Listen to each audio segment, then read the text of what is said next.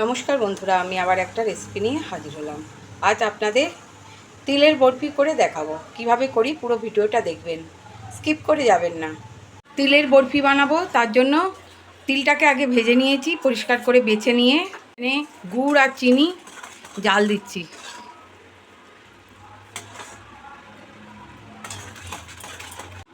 গুড়ের জালটা হয়ে গেছে, এই যে সুতো কাটছে, তার মানে গ্যাসটাকে অফ করে দিয়েছি। এবার তিলগুলোকে পুরো সবগুলোই ঢেলে দেবো।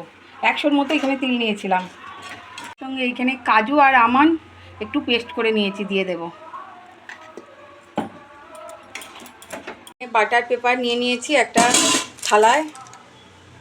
এর মিশ্রণটাও তৈরি হয়ে গেছে, এই যে এবার ঢেলে দেব। ভালো করে ঢেলে মেলে দেব একদম। এই যে একদম মেলে দিয়েছি। এবার এটা ঠান্ডা হলে বরফি কেটে নেব, যে যেরকম পারে বরফি কাটে। এবার বরফিটা কেটে নেব।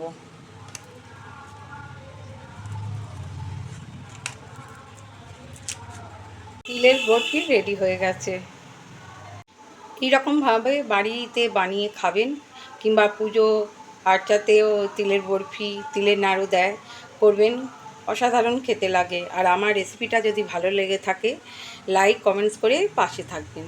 নতুন বন্ধুদের বলছি, সাবস্ক্রাইব করতে ভুলবেন না।